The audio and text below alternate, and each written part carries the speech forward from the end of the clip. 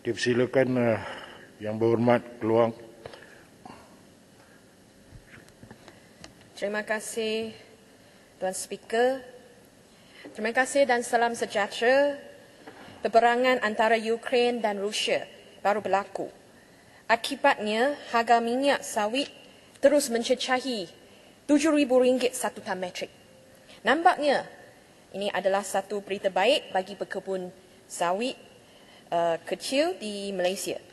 Namun begitu, pekebun sawit kita masih membimbang lagi. Mereka bimbang apa? Mereka bimbang harga baik, tapi buah sawit pun tak ada orang nak menuaikan. Harga pasaran baik, tak dapat masuk poket. Masalah sama sebenarnya adalah banyak kali dibangkitkan dalam Dewan Yang Mulia ini. Pada sesi penggar yang lepas, saya telah pun sentuh isu berkenaan perbelanjaan MPOB dalam kajian mekanisasi supaya teknologi yang kita pakai yang guna dalam penghasilan kelapa sawit boleh ditingkatkan. Kelapa sawit telah ditanamkan di Malaysia, tanah air kita, selama 1 abad, iaitu 100 tahun. Takkan kita masih menggunakan teknologi manual yang dipakai 100 tahun yang lalu tanpa penambahbaikan? Saya cukup yakin bahawa kita mampu cari satu penyelesaian yang mengurangkan kebergantungan tenaga buruh kemahiran rendah dalam penghasilan kelapa sawit, sekiranya kerajaan ada iltizam political will. Walau bagaimanapun, kita di sini tidak dapat mengelakkan, tidak boleh menafikan pengambilan pekerja asing untuk memenuhi permintaan tenaga buruh yang semakin mendesak sekarang. Pada bulan Oktober tahun lepas, Menteri Sumber Manusia sendiri telah mengumumkan sejumlah 32,000 orang pekerja asing sektor perdagangan akan dibawa masuk secara berperingkat. Kini dah bulan Mac 2022. Apa perkembangan perkara tersebut? Pada masa yang sama, media melaporkan bahawa ada pihak tertentu yang tidak puas hati dengan keputusan kerajaan kita yang hanya melantik 25 orang ejen dan 250 sub-ejen untuk membawa masuk pekerja Bangladesh ke Malaysia. Tuduhan mereka terhadap kerajaan Malaysia adalah serius, seolah-olahnya kita memberi peluang monopoli kepada sindiket tertentu. Menteri seharusnya menjelaskan rasional pelantikan ke semua ejen dan sub-ejen ini di dalam Dewan Yang Mulia ini supaya nama negara kita dipertahankan. Tuan Speaker, apabila harga minyak sawit terus meningkat, jangan kita lupa harga barang lain juga meningkat. Baja, racun, kos tenaga buruh, semua naik. Paling teruk sekali, harga makanan juga naik secara mendadak. Pada bulan Januari tahun 2020, harga ayam sebelum Tahun Baru Cina adalah RM6.29 sahaja untuk sekilo. Ketika itu, pasaran stabil, bekalan stabil, permintaan stabil. Dan paling penting sekali, harga runcit adalah munasabah bagi setiap isi rumah. Justru penternak, pemborong, peruncit dan rakyat semua gembira. 2 tahun sahaja, Perikatan Nasional dan Barisan Nasional ambil alih kuasa di Putrajaya. Apa yang jadi akhirnya? Harga runcit ayam mencecah RM10 sekilo sehingga kerajaan perlu menguatkuasakan harga shilling runcit pada tahap RM8.90 sekilogram. Namun begitu, cara ini hanya mengakibatkan kekurangan bekalan daging ayam di pasar. Kos penghasilan telah melebihi kos penjualan. Lebih baik bagi penternak untuk mengurangkan penghasilan daripada menjual dengan kerugian. Ini adalah satu isu ekonomi asas. Saya minta kerajaan meneliti isu bekalan ini secara terperinci dan bukan menetapkan satu harga shilling yang akan memberi kesan buruk kepada kesemua penternak kecil di Malaysia. Tuan Speaker, untuk mengendalikan masalah kekurangan daging ayam di pasaran domestik, saya difahamkan 35 AP iaitu permit import telah diberi kepada syarikat-syarikat untuk pengimportan buat sementara. Saya berharap Menteri boleh menjelaskan siapa mereka yang menerima 35 AP ini? Adakah kesemua ini mempunyai pengalaman mencukupi dalam pengendalian perniagaan tersebut?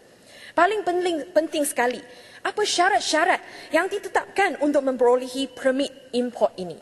Dalam satu artikel yang diterbitkan oleh mantan Profesor Universiti Malaysia Perlis, Murray Hunter, di blog dia serta Free Malaysia Today 2 hari yang lalu, dia menyatakan bahawa ada CEO syarikat tertentu menuduh bahawa pembayaran secara tidak spesifik perlu dibuat sebelum memperolehi kelulusan daripada Jabatan Perkhidmatan Veteriner.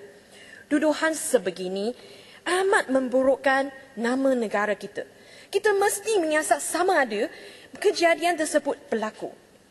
Bidang peternakan ayam di Malaysia adalah satu sektor yang agak baik sebelum ini. Peranan kerajaan adalah membantu sektor ini terus berkembang dengan teknologi semasa dan memastikan keseimbangan antara bekalan dan permintaan. Jangan kita memusnahkan sektor ini dengan dasar yang tidak munasabah.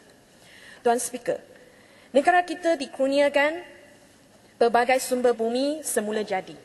Tanggungjawab generasi kita sekarang adalah untuk menggunakan semua sumber ini dengan bijaksana, supaya generasi yang akan datang nanti tidak akan hilang semua kelebihan yang kita menikmati sekarang. Contohnya, hutan yang kita menikmati yang menjadi habitat haiwan liar serta kawasan tadahan air semasa musim tengkujuh. Bencana yang kita hadapi tahun lepas adalah satu amaran kepada semua.